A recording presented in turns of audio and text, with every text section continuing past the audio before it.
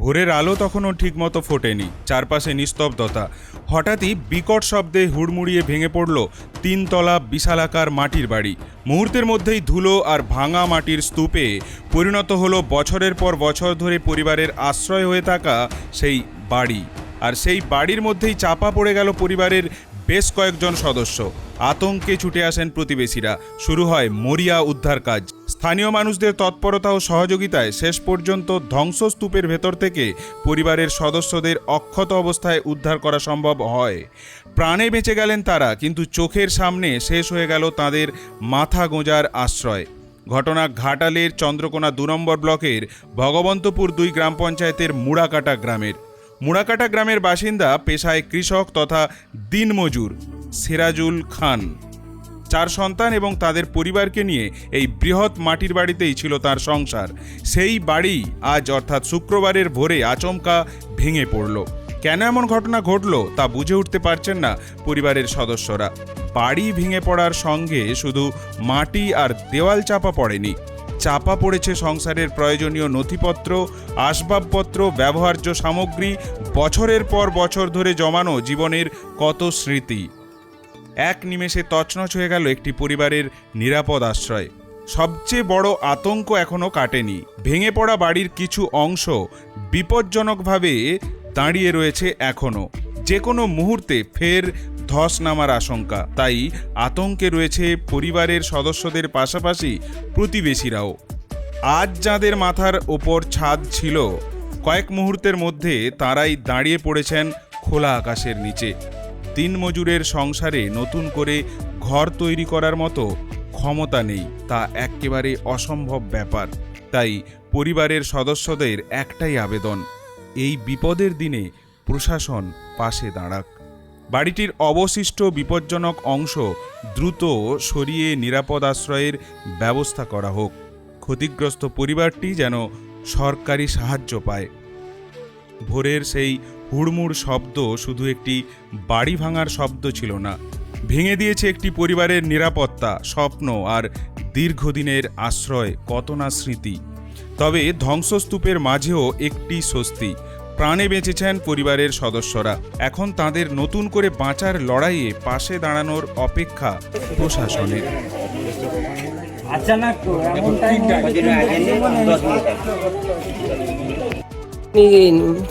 তারপরে চাপা হয়ে গেছে, কিছু বের করতে পারিনি, গ্রামের লোক এসে বের করে সব গ্রামের লোক এসে ছেলে টেলে সবাই চাপা পড়ে গেল। কতজন ছিলেন ওই বাড়িটা? 4টে ফ্যামিলি। 4টা ফ্যামিলি। এখন তাহলে কিভাবে চলবে, কি চাইছেন বলুন না, বলুন। কষ্ট হচ্ছে, বুঝতে বলুন কি সমস্যা হচ্ছে বলুন। মাটির তলায় চলে গেছে। ঘুমাচ্ছিলেন? হ্যাঁ। কি হলো কি বুঝতে পারলেন? কিছুই বুঝতে পারিনি, বলুন না, বলুন। কিছুই বুঝতে পারিনি। কি হয়েছিল? কি হয়েছিল? কি হয়েছিল? কাদের বাড়ি বা আপনারা কিভাবে উদ্ধার করলেন? এটা সিরাজুল খানের বাড়ি। আর 4টে ছেলে এখানে থাকে। ওই 3:15-র দিকে হঠাৎ মানে ঘরের ভিতরে থাকাকালীন মানে প্রথমে কাজ ছেড়ে পড়ে পিছনটা। তারপরে কি করে মানে ভিতরে সবাই আটকে যায়। আমরা কোনো কারণবশত সব যখন চিৎকার করে চেঁচামেচি করছে, সেই সময় ওই দেওয়াল কেটে 4 জনকে বের করানো হয়েছে। মোট 16-18 জনের বসবাস এই ঘরটার মধ্যে। যে কোনো উপায়ে বের করানো হয়েছে, সব আহত হয়েছে। সম্পূর্ণ বাড়িটা তো ভেঙে গেছে। তাহলে সম্পূর্ণ বাড়ি ভেঙে গেছে, কোনো কিছু মানে বাকি নেই। বাড়ির মধ্যে সবাই ঘুমাচ্ছিল? বাড়ির মধ্যে ঘুমাচ্ছিল, ঘুমন্ত অবস্থায় ছিল সেই সময়। তারপরে আপনারা কিভাবে জানতে পারলেন? কি শব্দ শুনে? ওই 2-1 জন যে মানে বাইরে ওরা মানে যে পিড়াটার মধ্যে ছিল, ওই সেখান থেকে মানে ওরা বেরিয়ে চিৎকার করে সব পাশাপাশি তুলতে, তারপর আমরা তাদেরকে উদ্ধার করেছি, সব ওই 4 জনকে। গ্রামের মানুষের হাতে হাতে লাগিয়ে হাতে লাগিয়ে আমরা সব সমাজিতভাবে মানে 100 কায়দা করেছি। কি মনে করছেন কেন বাড়িটা পড়ে গেল? বাড়িটা পড়ে যাওয়ার কারণ তো বুঝতেই কিছু পারা যায়নি। প্রথমে একটু পিছনে ফাটল ধরেছিল, যে সেই কারণে হয়তো পড়ে গেছে নাকি।